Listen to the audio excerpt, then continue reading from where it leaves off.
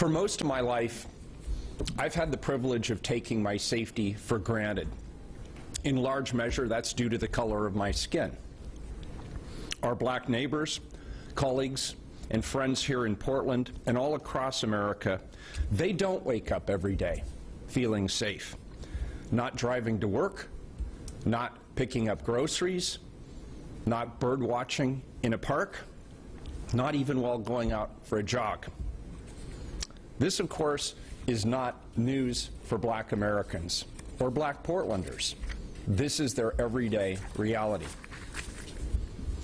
1 week ago today, the murder of George Floyd announced this reality so loudly, so obviously, so unconscionably, that Americans of every race stood up and said, enough. People are grieving. People are angry. And people are hurt.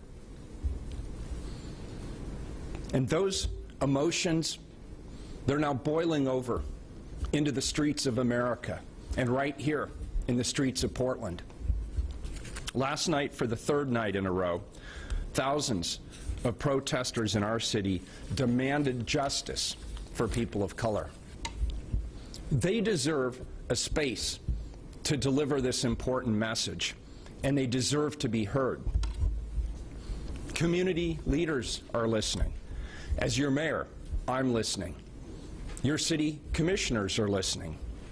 Your police chief, your fire chief, they're listening too. They're doing everything in their power to protect your right to protest, to avoid confrontations. But last night, a small number of demonstrators provoked conflict. Last night, a small handful of rioters continued to hurt our city. They were violent. They harassed reporters and threatened our first responders. They smashed windows. They started fires. I want to be clear. They were a small handful from amongst thousands of peaceful demonstrators. The majority, those who demonstrated peacefully, I want to say again, thank you. I'm proud to stand with you, seeking a just future for the people of color that our government has failed. And there were even a few moments yesterday that moved me and gave me hope about the future. Officers kneeling alongside demonstrators to show respect and solidarity. Our Chief of Police, Chief Resch, and Portland Police Bureau leadership meeting with the leaders of the demonstrations and working together to encourage a message of peace and nonviolence. As your mayor and as your police commissioner, as a father, and as the person responsible for the safety of everyone in this city, I do not believe that violence or destruction is the answer to healing the deep racial wounds harming Portland and America. In fact, quite the opposite. I implore you to take your justifiable anger and frustration and channel it into the hard work ahead. Lay bare the difficult truths that we must hear and own. Work alongside the phenomenal leaders in Portland's black community, whom I had the great honor of joining yesterday to talk about our mutual path forward. Help us find solutions to the inequities that have targeted people of color for far too long. Because justice starts with us. We all have a role to play. If we pour energy into preventing tragic outcomes at protests every night, we are diverting energy from justice. As long as these demonstrations continue, I will stand in front of you every morning. I hope that I can always tell you, this morning, Portland is safe. But we cannot stop at limiting property damage or preventing injuries or deaths during protests. That type of safety, while important, is not enough.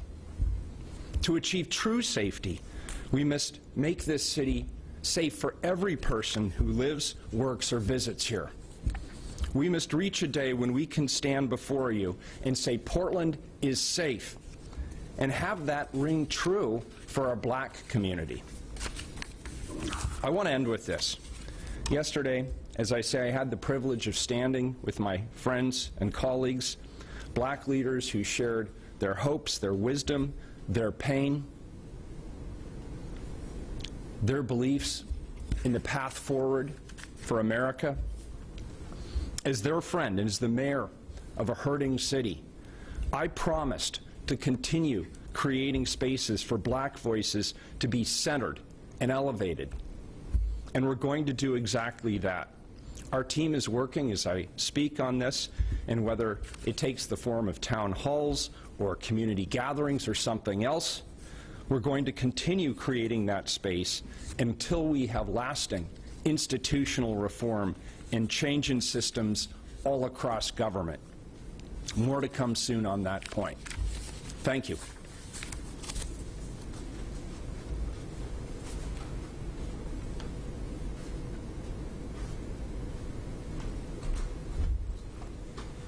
Next up to the podium to talk about the Portland Police Bureau's response to last night's protests is Deputy Chief Chris Davis.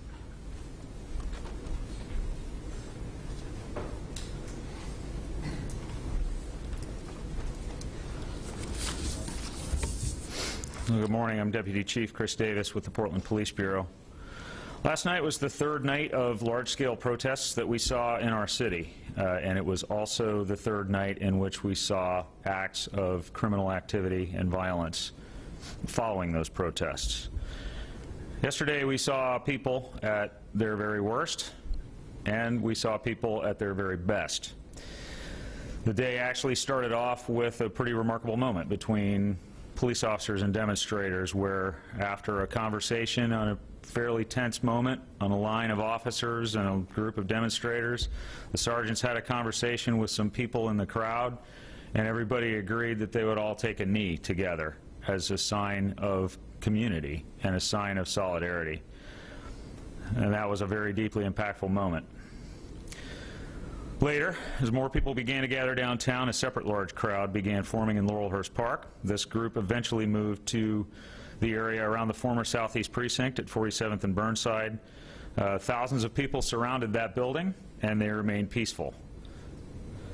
As the crowd swelled, demonstration liaison officers reached out to leaders to offer assistance to help facilitate this very large group's movement and to keep participants safe.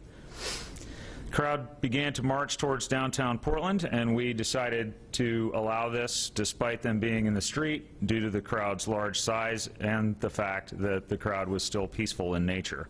We also allowed this to continue despite going past the curfew order, again because of the large size and because of the fact that it was still a peaceful group. So we used some discretion in that decision. This crowd eventually came downtown and joined with another crowd that was already in front of the Justice Center. Our officers advised the crowd that they would set the tone for the evening. Our strategy last night was to make sure that whatever happened, that the Police Bureau was not the cause. And so we decided to give demonstrators space and give them the time to express themselves. At one point, we had demonstrators who got on the scaffolding surrounding the federal courthouse. There was a report of broken glass. There at one point was a report which we later determined not to be the case, that the building had been entered. And then we were able to de-escalate things for a while, but then shortly after that, protesters began throwing projectiles at police officers, and this escalated to the point where our officers had large industrial-grade mortar-type fireworks fired at them and a very large number of projectiles. We declared an unlawful assembly and eventually a civil disturbance, and demonstrators were told to leave. Following the dispersal, small groups continued to move around downtown and damage property, set fires, and throw projectiles at officers, and this went on for several hours. This morning, again, we come downtown to find the city marred by destruction and vandalism, but I am happy to report that we have experienced no major injuries last night. I know emotions are running high, and I want to thank all of the people who demonstrated peacefully last night, which was the vast majority of the crowd that came downtown. We did everything that we could to help facilitate their march and their ability to demonstrate. I can assure you that we hear you, and that we hear the community, and that the community at large hears you. Last night, Chief Resch had the opportunity to meet with 3 people who came forward from the demonstration and asked to meet with her. They had a very productive meeting, and one of the things that they asked us to do was to message to the community that violence was not their intention. And they tried to help get people to leave because they could see, like we could, the direction that a small group in this crowd was trying to take it. We acknowledge the pain and the uncertainty of life that we're all living in right now during the pandemic and now recent events. And we acknowledge the pain in our communities of color that we have to just recognize that our profession over its history has a role in. We've worked very hard in this city and in our organization to change that, and we will continue to do so. And whatever protest events we have, whether they're peaceful or if we have situations that turn into violence, I want you to know, and Chief Resch wanted me to make sure everyone knows, that we remain committed to the change that we need to make. And as the Police Bureau, we remain committed to serving all Portlanders with the best possible public safety service we can. Once again, I'd like to thank all of our partners in public safety agencies, including police and fire and sheriff's agencies from around the state that came to help us. There's too many of them for me to name here today. And going forward, I continue to urge those of you who are demonstrating to do so peacefully. This is your home. This is our home. Help us protect our shared community from more violence and destruction, and help us move our community in a positive direction. Thank you.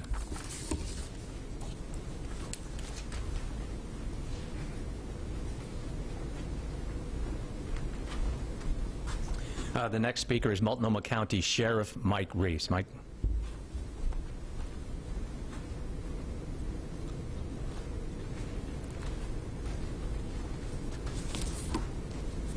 Good morning. As a public safety professional, I swore an oath to protect and to serve our community. I stand with the family of George Floyd and with all those who are grieving and seek justice and healing. As public safety professionals and representatives of the communities that we serve, it's important that we understand the impact that racially motivated policing has on communities of color and marginalized populations. At the Multnomah County Sheriff's Office, we have no tolerance for disparate treatment. The actions of some in the crowds last night to engage in looting, property damage, and violence needlessly takes away from our community's ability to heal and move forward. As public safety professionals, we cannot turn away from criminal activity in our cities. As an agency and personally as an individual, we decry violence and destruction to divert attention from the suffering that's going on and the rightful calls for justice. The destruction in our community must stop. I want to take a moment to highlight some of the concerns I have about what transpired last night and the focus on, continued focus on the Justice Center. It probably is because it's perceived as just a police facility, but it's much more. It houses adults in custody who we are legally and morally responsible for their safety and their security. It's where, during a pandemic, we are having victims of domestic violence come for restraining orders. It's where we have arraignment courts and a lot of our other court processes that allow us to release people from custody and for victims to seek justice. I am committed to fighting racism and bigotry in our community and will continue fighting for the underserved and the silent to reduce crime and build a community that we all want and that we all strive for. I want to close by saying that we're all responsible for public safety, not just the police, not just our deputy sheriffs. Last night's events were tumultuous. I was personally present when our deputy sheriffs and our state police and our Portland police officers came under fire with projectiles, rocks, glass bottles, incendiary devices, and other items that were thrown at them. And they acted with restraint in trying to keep the peace and restore order. It was incredibly violent last night in front of the Justice Center at times. And again, I cannot highlight the good work that was done by Chief Rush and the leadership of the Portland Police Bureau to attempt to contain the violence and to restore order and peace in our community. We need your help. There are folks that we put out yesterday photos of who are responsible for Friday night's damage at the Justice Center, the arson, and the damage that occurred. And those photographs, I'm sure, will help us hold people accountable for those activities. If you know someone that was responsible, I'm asking you to please come forward and let us know who that person is so that we can seek justice and stop this violence. Thank you very much.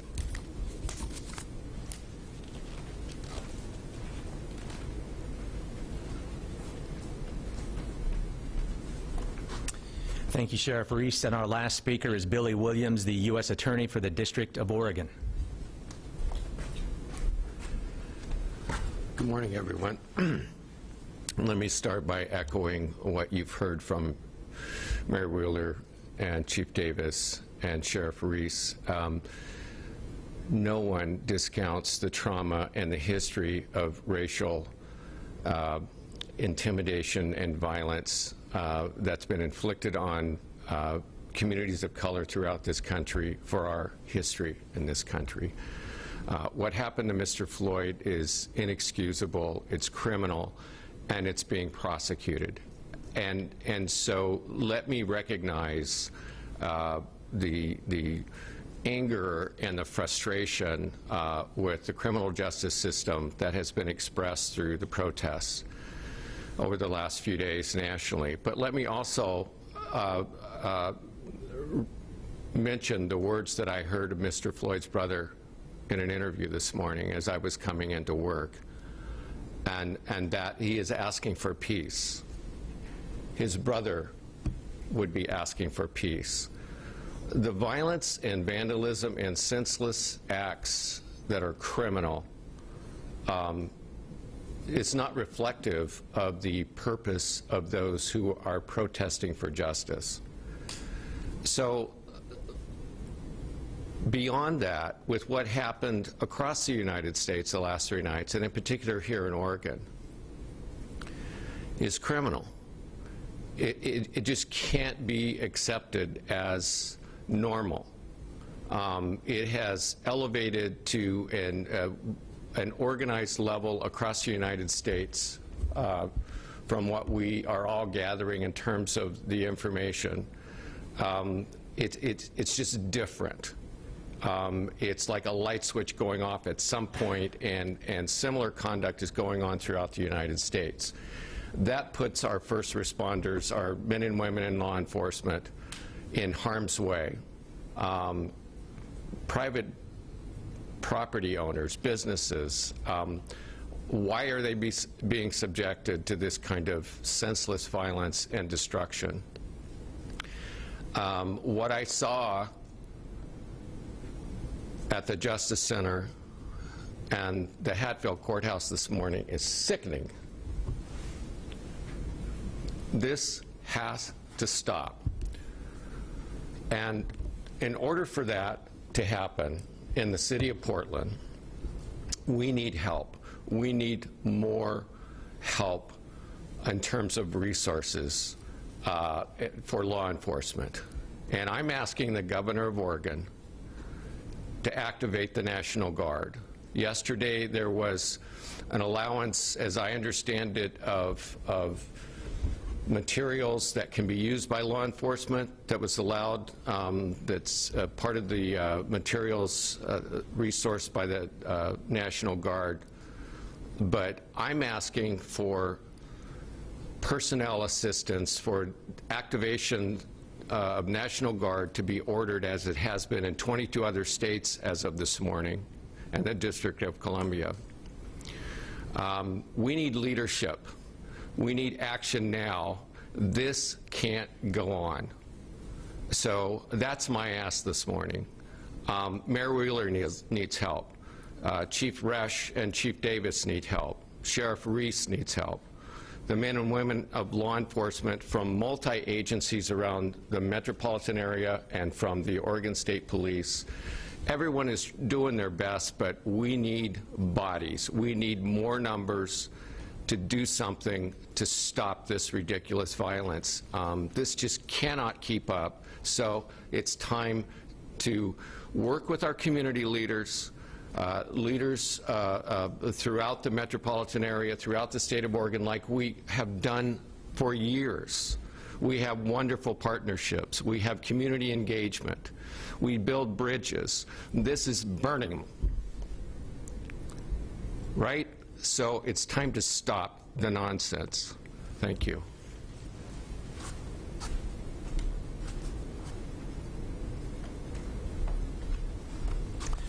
All right, thank you, Attorney Williams. We'll now open up the floor for questions, and what I want to ask is that once we bring our first candidate up here, if you have anyone that has any other questions for that speaker, to do that now, so we're not going back and forth with one at a time with different questions. So, first question from the floor. Marilyn. I'd just like to ask Mr. Williams or Mayor Wheeler if they don't think that activating the National Guard might just make things worse. Okay, the question is to Mayor Wheeler and U.S. Attorney Williams. Do they think activating the National Guard might make things worse?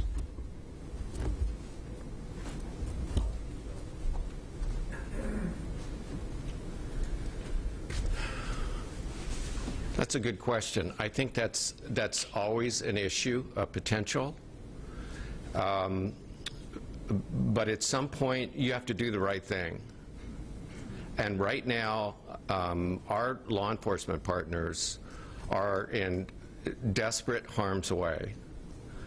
And again, private businesses, public entities, city buildings, county buildings, federal buildings.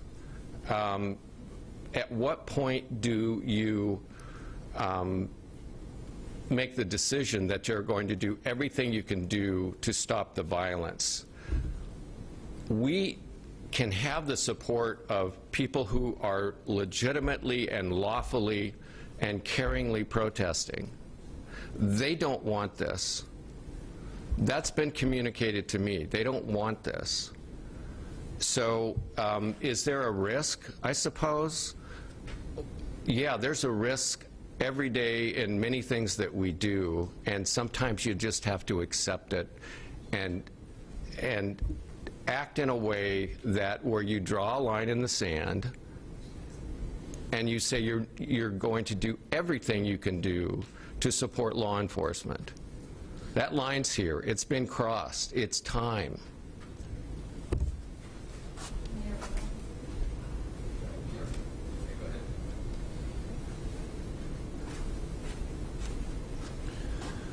Yeah, first of all, I want to be very clear that there are open lines of communications between myself and the governor personally, as well as between our offices. There is coordination with the superintendent of state police, as well as the leadership of the National Guard. I spoke to the governor 3 or 4 times yesterday. I did make the request on all 3 of those occasions for support from the National Guard. The governor had alternative strategies that she suggested, including deploying more state police resources. We subsequently asked for additional tools that could be used in the field. That was agreed to by the governor and supported. Based on last night, however, I agree with what the U.S. Attorney has said, and I agree with what my colleagues in the Portland Police Bureau have just confirmed with me, which is we do need more resources, more people, more personnel. And I want to be very clear to those who may serve in the National Guard. I respect the difference of the mission of the National Guard versus local law enforcement, and I want to assure folks that if the National Guard is deployed in Portland, they will be deployed for the purpose of securing and protecting facilities. That in turn would free up our local law enforcement, who is trained in crowd management, to be deployed throughout the community and address issues related to activity in the community. So we would not be calling for a widespread deployment of the National Guard throughout the community. They might, for example, be posted at the Justice Center and given the task of standing there. They would also be supported by local law enforcement officials who are appropriately trained for the types of circumstances. I also want to say something that people don't necessarily think about. The National Guard are citizen soldiers. They're from the community. They live here. They raise their family. They have their families here. Their kids go to our schools. They have the same demeanor as other people who live in this community would. They're not coming from the outside. They are not people who do not know our community. They are not people who do not understand the sensitivity of the issue. So I just want to make that very clear as well.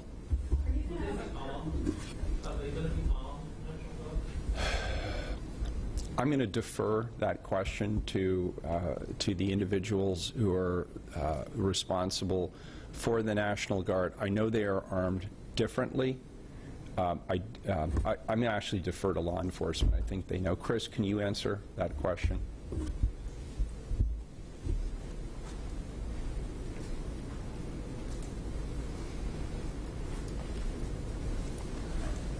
So that's a combination of a couple of things. What we would do with National Guard assets is we would give them the mission that we want done. The mission that we have in mind for them right now does not involve necessarily having lethal weapons.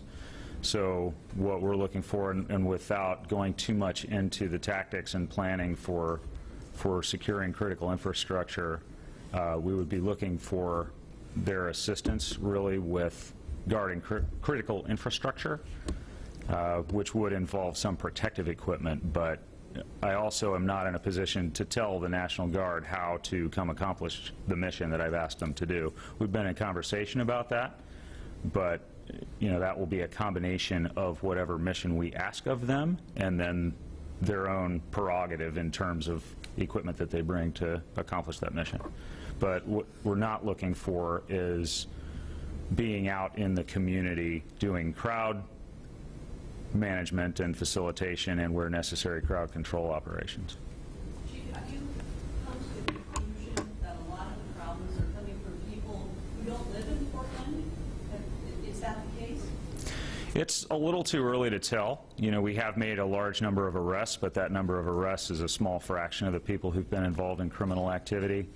And one of the realities of living in a large metro area is that people come and go from cities where they don't live all the time. So it's much too early in the investigation to tell the distribution of where people are from who are engaged in criminal activity.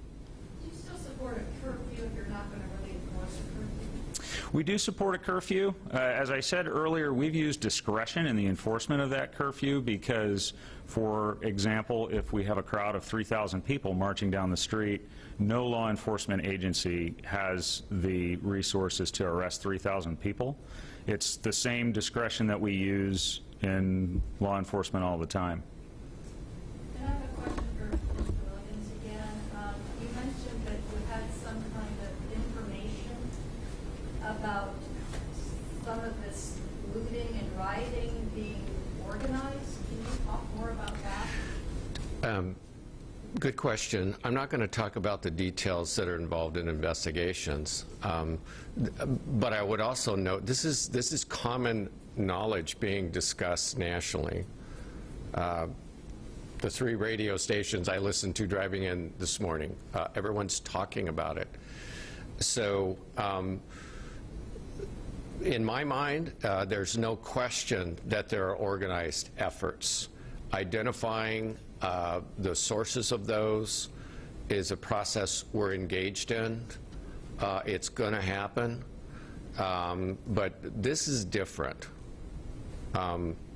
Those aren't my words. Those are words coming from across the country.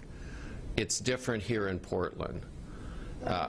Well, just in terms of at some point during each protest in individual cities, law enforcement has noticed a more organized effort as at some point during the evenings that protesters fan out and engage in the same kind of criminal conduct.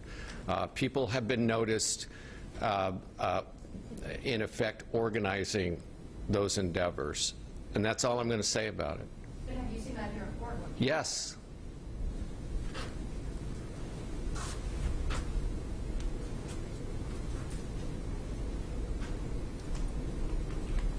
Do you expect curfew in the next night? Any other questions you want to? The question is, do we expect to put a curfew in tonight? I'll bring Mayor Wheeler up here.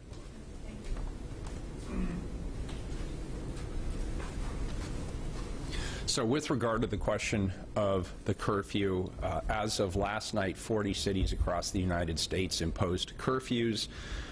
I want to be clear that I'm not stupid. I realize that when you impose a curfew, that does not necessarily, in and of itself, cause anybody to make the decision not to come and participate in a protest or a demonstration.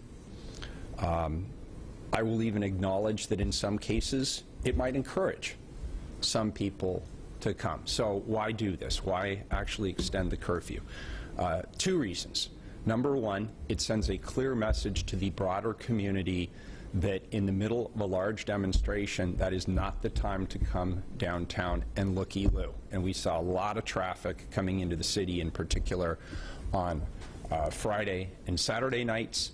ODOT worked with us to close some of the on-ramps into the city of Portland last night to prevent some of that from people from the outside coming in. But we saw a lot of traffic right in the middle of the demonstration last night, including one very tense moment where, at least according to some of the demonstrators, they believed a pickup truck was attempting to drive through the crowd. I don't know factually if that is accurate. I don't know the details, but there are those kinds of potential flashpoints that we are trying to avoid. So number one, we're sending a broad message to the community that this is a tense situation. We really want people to stay away.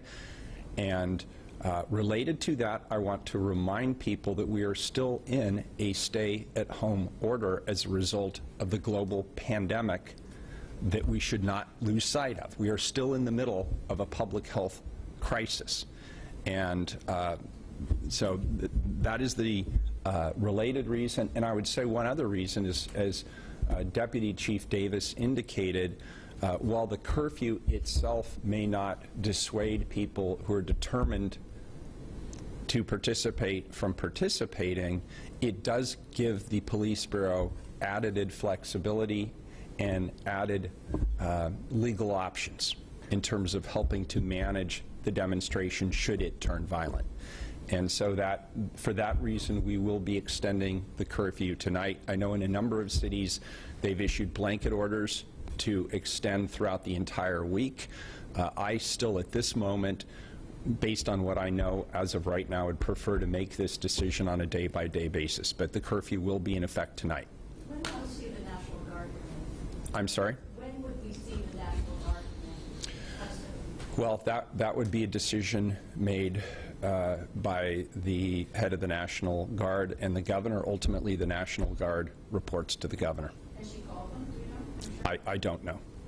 So, Mayor, you had said that damage could be in the millions. Do you have an updated estimate? And where is most of it? Is it all downtown, or is it spread across the city? The damage is predominantly in the downtown core. Of course, on Friday night, there was significant damage in Northeast Portland down the MLK corridor.